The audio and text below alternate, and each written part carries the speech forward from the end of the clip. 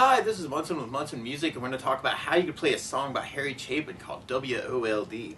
And it starts out with this cool little intro where you could play second fret on the D and then open B and G at the same time. And I'm kind of doing that hybrid picking, so I'm using my pick for my bass and my fingers for the other notes. But you may want to kind of experiment doing that just fingerstyle too. So you start out second fret, then open B and G, and then we play second fret on the D. First fret on the D is kind of a D sharp note, and then we play open D, and then fourth fret on the A, and then we almost kind of start that over again where the words start. Kind of that second fret, 2, 1, open D, 4 on the A, 2, 2, 1, O, 4 on the A, but then we go to third fret on the A, and then second fret on the A, and then open A, and then third fret on the low E, and then we go first fret on the low E string, pick it up on an E minor chord, which is kind of what that intro is sort of about, but changing bass notes around it. And the way you play E minor, first finger goes to the A on the second fret, second finger on the D string second fret, and if you strum all those together, that sounds an E minor chord and it sounds really sad. Now you may also want to dig on kind of putting in the third finger on the B string third, pinky on the high E string third. That sounds an E minor 7. You might kind of dig on that for the song. And when we pick it up on that E minor, you may want to kind of do just downs through that part, kind of a heavy idea, and I'm adding in some right hand muting to make that really interesting. Or one of my favorite strum patterns for like this is down, down, up, up, down, up. So we tried the E minor like that a lot. You have down, down, up, down, up, down, down,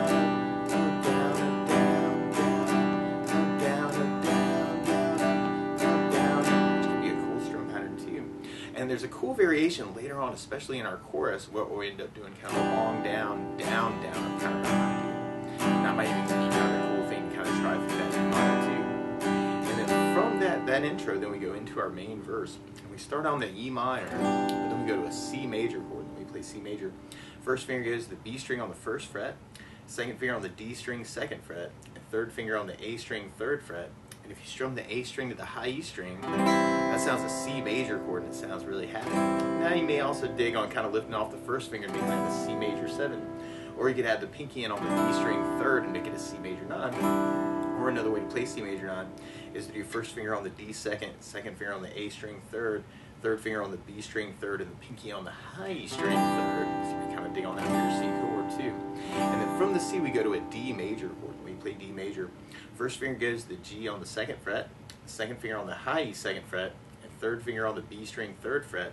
And if you strum the D string to the high E string, that sounds a D major chord and it sounds really happy. Now on Ds in general, it can also be kind of cool to lift off the second finger and make that a D suspended second, or you could take the pinky and kind of add it in on the high E third and make it a D sus. And you're going to think about using that around the D. And there are some places later on, especially in the chorus, where you're hearing an F sharp note in the bass with that, where you could kind of take the D shape and put your thumb over the low E string second fret and kind of get an F sharp note coming out of the bass, and that can actually kind of help point to G's and E minors through the song, so you want to think about using that.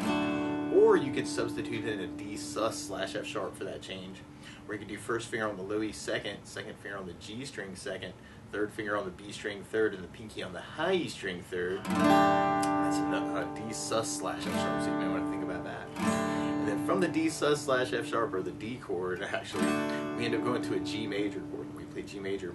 First finger goes to the A on the second fret, second finger on the low E string third fret, and third finger on the high E string third fret. And if you strum all those together, that sounds a G major chord and it sounds really happy. Now you may also want to think about putting the third finger on the B string third, pinky on the high E string third. That's another way you can play your G. And then from the G we go back to E minor, and then our C chord, and then our D chord, but then we go to an A minor chord when we play A minor. First finger goes to the B string on the first fret, the second finger on the D string second fret, third finger on the G string second fret, and if you strum all those together, that sounds an A minor chord and it sounds really sad. Now you may also want to think about lifting off the third finger, making an A minor 7. Or you could add the pinky in on the high E third and play A minor 7 that way. Or you might even dig on an A7 sus, or you do first finger on the D string second, second finger on the G string second, third finger on the B string third, and the pinky on the high E string third. And if you strum the A string to the high E string, it sounds an A7 sus. You may want to think about using that for your A minor. And then we go to a G major, and then our C major, and then a D major, and then our E minor chord. But then we go do this as a bar, you'd have first finger across the entire first fret, second finger on the G string second, third finger on the A string third, pinky on the D string third. That sounds like F major chord. Or you could substitute in an F major 7 where you do first finger on the B string first, second finger on the G string second, and the third finger on the D string third. And if you strum the D string to the high E string, that sounds an F major 7 chord. That sounds really groovy. Or you might even dig on an F major 13 where you do first finger on the G string second, second finger on the D string third, third finger on the B string third, and the pinky on the high E string third. And if you strum the D string to the high E string, that's an F major, but it's got a 6 and a 9, so we call it an F major 13. And then from the F, then we go to C major, and then a D major chord. And then we kind of with this cool little hit on an A minor where you can do kind of a down, down, up, and kind of kill the strings. And then you'll hear this cool little lick come in where you go second on the A, open A, third on the low E, open E, and then open D, and then second fret on the D. So kind of that 2, 0, 3, 0, 2, or B, A, G, E, D, E, kind of that last part. So we tried through our whole verse, we'd have the E minor, C, D, G, E minor, C, D, A minor, G, C, D, E minor, F, C, D, and then our A minor was kind of our down, down, up. And then we got our 2, 0, 3, 0, 0, 2 to lead into our chorus part. And our chorus kind of mixes up a lot of those things we were just talking about. But now that feel really does kind of feel like that long down, down, down, up. So you'd have the G, down, down, up, D, down, down, up, D minor, down, down, up, F, down, down, up, F, down, down, up, C, G, D, A minor, and back to G, D, E minor, F, C, G, D, and then we kind of have a tag on that where you want to kind of go back to the E minor and kind of work that like the intro with the downs, or you can do the down, down, up, and down if you want to kind of work through that way. And then from there, then we go into our second verse, which is a little variation, at least in the original recording. But one other thing that I'd like to add to it, or I like to add to a song like this, is bass notes. And a lot of times on that first down, of the down, down, up, you're doing a bass note for the chord. So on the E minor, you have low E for the bass. On the C, you have the A for the bass. On the D, you have the D for the bass, unless you're doing the D/F sharp, and then you have the low E for the bass. On the G, you'd have the low E for the bass. And on the A minor, you'd have the A for the bass. On the F bar, you have low E for the bass. And on the F major 7, we'd have the D for the bass. So we tried adding basses to our next verse. We'd have the E minor with low E bass, C with an A bass, D with a D bass, G with low E bass, E minor with low E bass. And it's kind of a C that we kind of hang on twice. And then we go to D, A minor, G, C, D, E minor, F, C, D. Kind of some extra A minors at the very end of that second verse. And then we kind of hit our A minor with our tag to lead into our chorus part. So then if we tried adding basses to kind of that longer down, down, down, up, we'd have the G, D, E minor, F, C, G, A minor, G, D, E minor, F, C, G, and our D, and then we end up on kind of our intro return back to our E minor kind of idea. So we're kind of build up on that. And then from there, then we go into our bridge part. And our bridge starts on the E minor, and then we do another E minor, and then we go to D major, and then we do another D major, and then we go to F, and then we go to C, and then we go to D, and then we go to a B7 chord. play B7, first finger goes to the D on the first fret, second finger on the A string second fret, third finger on the G string second fret, and the pinky on the high E string second fret.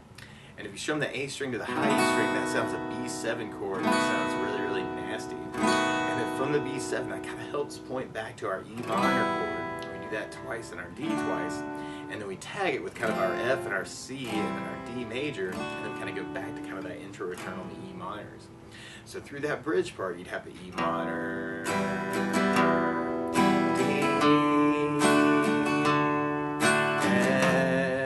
F, C, D, and then our B7, or you can kind of do a build up on that. E minor, D, or you can even mix up these strum patterns and kind of figure out how you want to cover between the two. Feel free to take this and mix it up. And then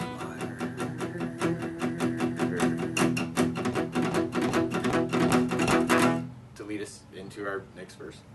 I'm going to take all these ideas that we're talking about though and kind of see what kind of works for you. Or it can be kind of cool to kind of mix between the feels, you know, kind of depending on how you're feeling. And so feel free to take this lesson and embellish it any way you want to. Or if you know there are licks around these chords too, you know, feel free to kind of take those, you know, kind of mix it up how you want to. F, C, D, A minor, and then from that A minor, then we end up kind of going to almost like a full intro return. It's kind of a little variation on the very beginning, where we had that 2 opens, 2, 1 opens, open, opens, 4 opens, 2, O, 2, 1.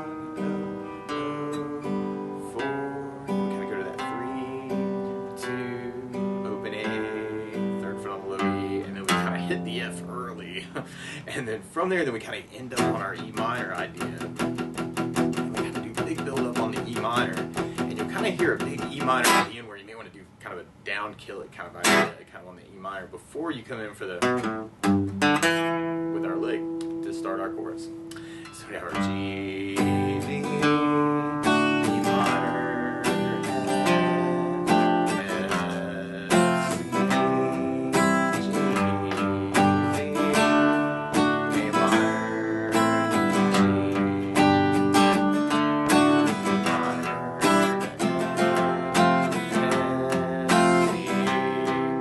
C,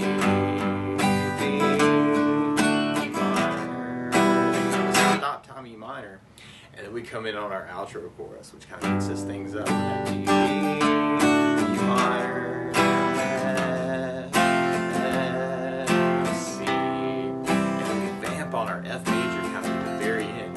Like I said, if you know other strum patterns that will work for this, feel free to take them and throw them in too. And there's a big fade at the very end of the recording.